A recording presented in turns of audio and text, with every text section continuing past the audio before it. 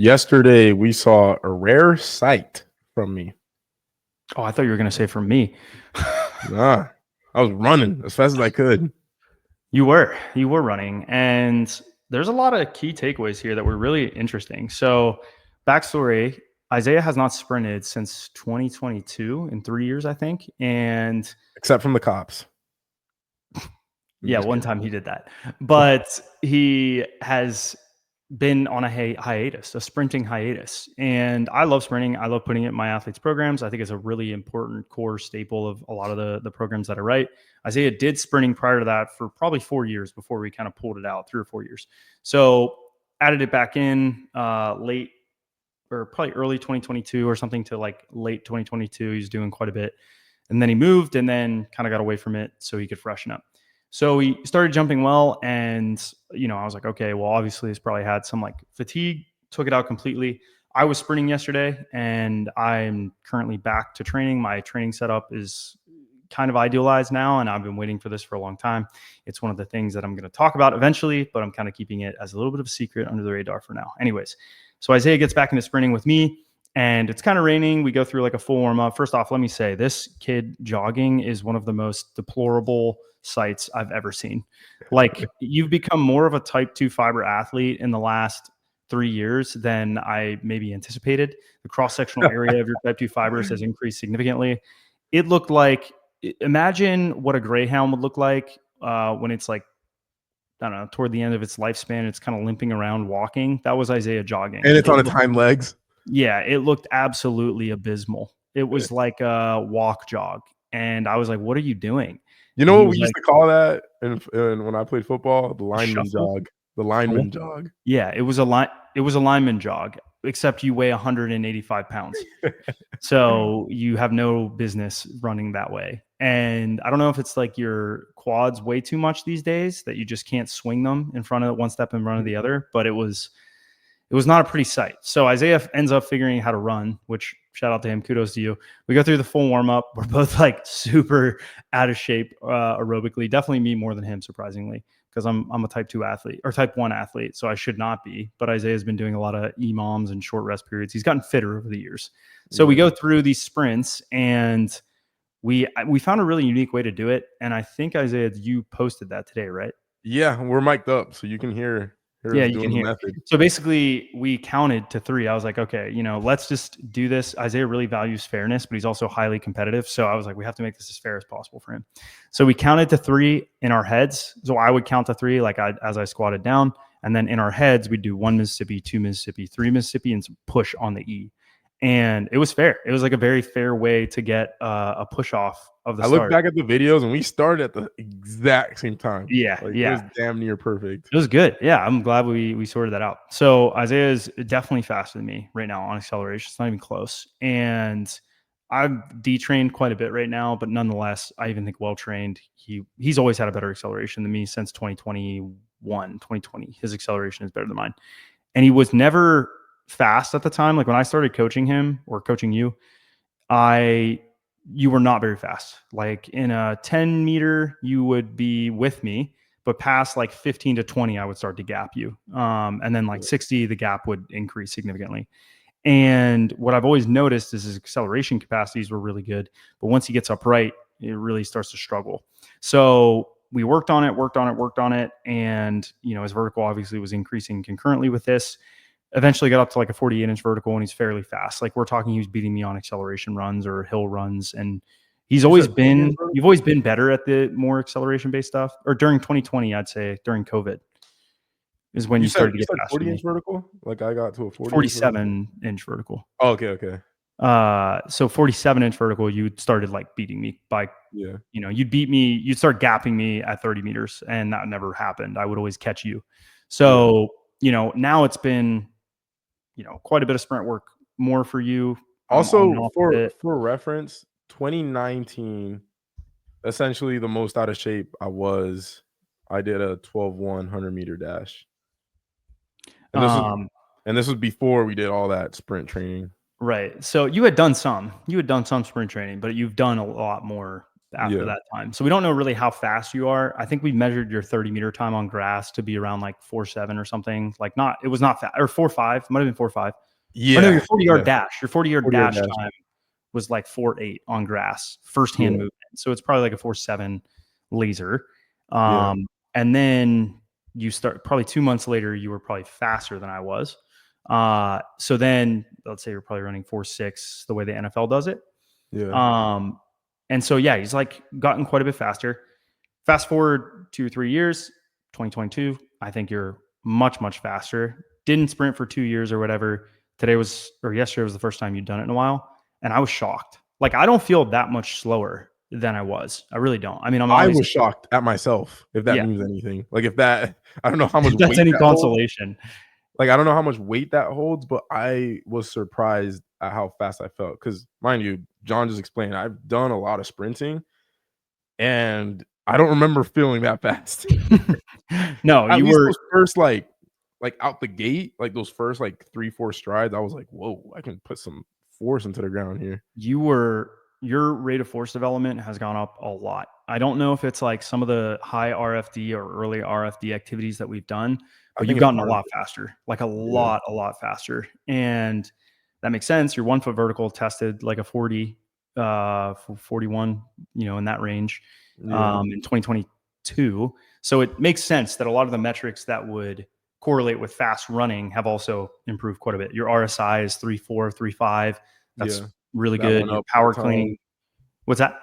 And that went up over time. Yep, that's gone up over time. Your vertical has gone up over time. Your relative strength, relative power numbers have gone up over time. So even though we haven't done a lot of dedicated sprinting, you still have retained quite a bit of the skill. And I just gave you a quick visual. I said, okay, pretend you're Usain Bolt coming out of the blocks, and then I said, oh, you're a little too boundy. And then the next rep, you cleaned it up. I think I said like, oh, pretend you're. I don't even know if I might have just said too much airtime. A big theme of the session was pretending to be elite Olympic athletes. I was like, just visualize you're this person because you know what it looks like. And I said, just pretend you're that person. Try to do that. I literally was on the sprints. I was visualizing there. I wish I could find the clip. It might have been Sue, to be honest, but it was a Chinese sprinter. I was like accelerating crazy. Yeah. And I just pictured that in my head. And it was good. It was really, really clean. And you got to remember, like, your RFDs, your outputs indicate you should be quite a bit faster than me. Like across the board, all of your metrics indicate your acceleration indices are way better than mine. Steps 1, 2, 3. And I do run. An approach is a run. And the penultimate step is basically a acceleration step. That was a big thing, actually. I forgot about when after we finished sprinting, or it was after John cued. Or you told me I was projecting like really well. Oh yeah, I was like, dude, you're projecting so much better than me. Like our rhythm was similar, but you're just covering more space, way more. And when John said that, I said it feels just like a penultimate. It feels like I'm just doing penultimates over and over again on the acceleration of a sprint. Right, and you've done now right, left, and left, right quite a bit since the TFL. So you've developed that pushing pattern on both legs. And it was good. Like it looked really clean. I think one big difference between us is your hip mobility, like through toe off. So from mid support to toe off is really good. Like you've always had really, really good hip extension, but you've never actualized it the way that I saw you actualize it yesterday. And like, I explained this to Isaiah, like I'm used to losing in things. So I don't even take it personally. Like I like competing, but I'm used to losing. And, it's a rarity if I beat someone in something. And especially when you surround yourself with really good athletes, it's even more rare. So, I fully embrace the L's. I take so many L's and it doesn't discourage me at all. I just view it as a part of my process and stay in my lane and focus on what I can control, which is. I've never taken losses personally. I think it's fun to compete and it does push you. Like the intent I had on the reps we raced was way higher than the intent I had when we weren't racing. Yeah. And it's funny you mentioned the competing thing because you were telling me about the conversation you had with Hiram Feshner about how he wasn't used to losing. And then now he's like super motivated to train. And then we talked about Donovan, how he naturally just beats everybody and at everything that can cause issues with staying motivated. And what's funny is the last night, like this is hours after we had that conversation, I was talking to Travis and Travis Reynolds. And he was just telling me about how he wants to switch his training to 2 days a week because he feels like he should be way better at dunking and he's not. And then I just had a big back and forth with him about how, all right, what's your actual goal? Okay, what's gonna take to get there? And he was very deluded because he is not as good as he thinks he is. And a lot of that comes down to like, I think he's been dunking with Kilgannon for the last like month. And I was like, bro, like when I dunk with Donovan, I feel like I suck and I don't suck. And it's just he's deluded thinking he's worse than he actually is. You're yeah. saying. Yeah. Oh, okay. I see what you're Yeah. saying. And it's kind of the opposite I thought you were saying the perspective. opposite. He's deluded that Yeah. he's And it puts him in a highly worse than he thinks motivated he is. it puts He's him in a better highly than he thinks motivated he is, is what you're yeah. saying. Yeah, Okay. yeah. And it puts him in a highly motivated state. And I think a lot about like my experience with dunking vertical jump training. I've actually lost a lot and I still lose a lot. And like as I've gotten better, I've dunked with like even better athletes. And it feels like someone always pops up. That's like crazy. Like I'll get to a vertical where before I would have been satisfied, but then like a new person, it's like a new challenger appears, right? Yeah. And And then like, you're like, well, shit. yeah, yeah. And I'm always having dunk sessions with these people. And if not, I'm usually alone. So I don't have like I'm not like shitting on somebody essentially like all the Yeah. time. Well, I mean, me in Austin when I do dunk with you, but I try to avoid it. When I Yeah. dunk with you, it's generally pretty good because you and I like kind of know where we're at. Like we stay in our we Yeah. understand where we're at and we just have fun, but we're not like Yeah. actively competing. It's just like, oh, you're doing your best, I'm doing my best. We're just gonna keep Yeah. pushing our best. And it's like a Yep. good frame of mind. But actually competing with someone in a session, yeah, like the only people that are gonna do that for you are the super elite It's guys, just obviously. dangerous because I think it's really important to be in a competitive environment. So if you're listening to this and you're like, all right, how can I apply this to my training? It's like find someone your skill level that has the same interests and do it together, and you'll That you generally like. push each other. It can get dangerous though, because you have to the reason why you compete, that's where it gets dangerous. Because if your whole purpose in life is to beat people, and that's what the only thing that drives you, I think mentally you can get in a really bad spot with that. It can be good But for short-term motivation and bad for long-term motivation. yeah, yeah. But if you can like kind of take your emotions out of it and compete for the fun of it and just let the primal caveman brain of you, right, compete, but then like realize like it doesn't matter at the end of the Yeah, at day. the end of Like, the day, it use it as doesn't. a tool. You use it as a tool. I think it can be one of the best things ever. Yeah, Like you we're definitely probably have to seeing that with Hiram. Hiram's probably gonna jump his highest ever in his life this year because yeah. of competition. Like I was like, "Have you ever lost?" He's like, "No, never." And I don't want to lose ever again. And I was like, "Okay, I like that. I like that." Yeah.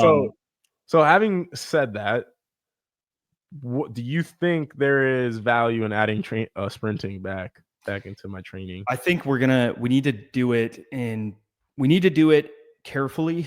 And it depends on when you want to jump high because historically what happens is you jump low when you add in sprinting because of fatigue too a lot. And your weight room volume is really high right now. So I have to pull out, like yesterday, I pulled out some sets of calf raises and hamstring work because, I understand the biological cost of adding in sprinting.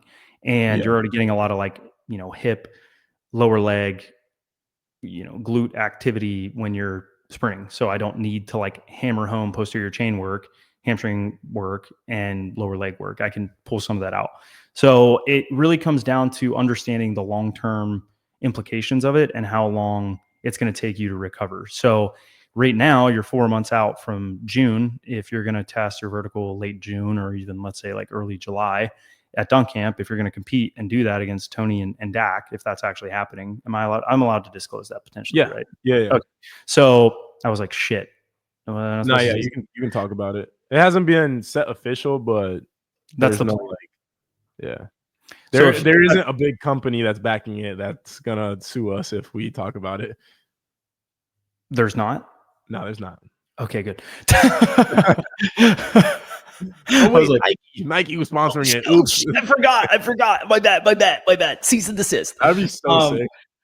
I would hate that. You said cease and desist. Cease and It's like that's desist. how THP implodes. We mentioned. Yeah. We mentioned we do a vertical test. We all thought it was going to be our inappropriate comments. Oh my gosh, dude, I have the funniest story. So I have to say this. we frequently talk about like something that would be the, you know, like world ending event for THP, like whatever that is. And we always thought like, maybe we're going to say something inappropriate, like in the podcast or something. And, you know, the other day we had like a pretty sus intro to one of the videos, and the kid that I was telling you about that didn't believe this, one of the neighbor kids, like didn't believe that I coached you. He was like, no, you don't, you're not a business partner. Like, I don't believe any of that. And I'm talking to his dad, and then like 15 minutes into talking to his dad, he's like, what kind of intro is that to your podcast? And I was like, oh shit, my bad. He's like a 12-year-old. Like, it's PG-13. It's PG-13. His dad is like this devout Christian. And I was like, oh, I feel so bad right now. Like, it was definitely more. But it was this one. Like, yeah, it might have been that. I don't know. That's the perfect video to show people if they don't believe that we're business partners and that we like talk to each other and know each other. That's like the perfect video to show them us like looking at each other like that. Like, people don't know I exist. It's pretty funny, which is fine. I mean, it's cool. I take that L. And we know you exist. That's all that matters. We know you exist. The THP family. THP knows. And you guys are close to my heart. You're near and dear. You're my family. If you don't know John exists, then I don't care. That means I don't care about you. You're not close to me. That's so funny. That is that is a great filter. That is, yeah. If you don't know John exists, like, are you really my friend? Actually, I'm gonna reword it. If you don't know, if you know me and you don't know John exists, that means you're a fake follower. You're a fake friend, bro. Yeah. No, people are gonna comment on this and be like, "Yo, just a little crybaby." Yeah, dude, I am. I'm a crybaby. I wish I had a little bit more. Bro, don't even get me started on hate comments. Isaiah, it's so funny because Isaiah tells me all the time, like, I'm the one that needs to not look at like hateful comments. I'm like, dude, I get them all the time. Blah, blah, blah, blah, blah, blah, blah. And then Isaiah, he opened Pandora's box. You know, he ate from the tree of knowledge, and he decided that he was going to go look at comments. And what happened, Isaiah? Okay, for background, I've been getting called out all my life. Wait. One last thing. Sprint early, yes. Take it out early, yes. That's my answer. Okay. So for background, I've been getting hate all my life for dunking on 9.9. All right, that's all the context you need. My whole life. I go and hit my best dunk ever, arguably the hardest dunk ever on an NBA court that's higher than 10. And I've never gotten more hate for dunking than I have after posting that video. And I'm gonna, Nils, if you're watching this, I don't care anymore, bro. It taught me that it doesn't matter. The rim height that you're dunking on does not matter. You're saying like to the masses? Yeah, it doesn't. You're gonna get hate regardless of what dunk you do. You're gonna get hate. You're gonna get people thinking it's low, no matter what rim height it is. You could be on 10.25, and it still doesn't matter. Yeah, I don't care. I am done posting rim heights. I have achieved everything I've ever wanted, except maybe double East Bay. On 10, yeah. I've achieved everything I've ever wanted on the biggest stage that you could imagine, and I'm good. I'm gonna dunk on whatever I want. Screw saying the rim height because it does not matter. It really doesn't. It's just like at this point, even testing 50. I put a video saying what a 50.5-inch vertical looks like. They were calling it a 36-inch vertical, and maybe Nils is responsible for that. Nils, congratulations, you succeeded. No, the masses failed, bro. His whole mission forever brand us as phonies who don't actually love this and want to just get views, which is crazy. It doesn't matter, bro. Because I was fighting the army of haters, and I accept the defeat. You're gonna lose. I have lost faith in humanity. The amount of haters that are out there actually blows my mind. And I'm good, bro. Screw any beefs. But if I've argued with anybody, Tony, I'm sorry. I'm really sorry. I want that on the record. It is on the record. Bro, I'm done. I'm done arguing with these people. Like, I just want to have fun. I'm just trying to have fun out here. Yeah, that's the truth. That's the truth. But yeah, I mean, I'm sure that there's going to be some crazy,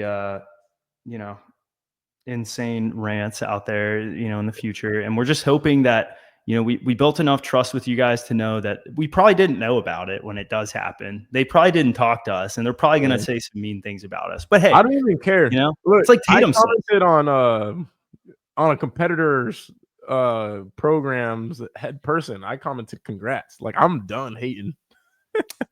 Wow. They were testing their vertical, and I commented on it like I just don't care anymore. I don't think it matters. Like I don't think it No. actually. Dude, I mean, Richard Jefferson went out and said I had a little dick. I mean, like, And John doesn't.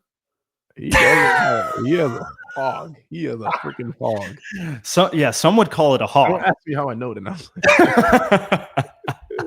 Dude, this unhinged podcast. What's funny is we talk like this all the time, but people don't know that we make these insane jokes and that we're unhinged more like much of the time. More unhinged. We're more unhinged. Yeah. This is like a level of unhinged, talking about, our personal life, but there's definitely levels of like, we just like to laugh. Isaiah and I live our lives for a good chuckle. And sometimes I judge how good my day was based on how much I laughed. Literally. The more we laugh, the intensity and volume of the laughter, the total laughing load. The laughing load. That's crazy. But yeah, I'm giggling now. I'm laughing so hard. This is but yeah, I mean, Richard Jefferson, like, he did apologize. That did happen. I have the DMs to prove it, and or support it. Support it. You never know. It just only takes one piece of evidence to disprove it, but to support it that he did apologize. We had some recent hate in another YouTube video. Like, it wasn't hate. It was just like, jumping high doesn't matter. You should watch that video for a podcast. Yeah. Did you watch it? Nah.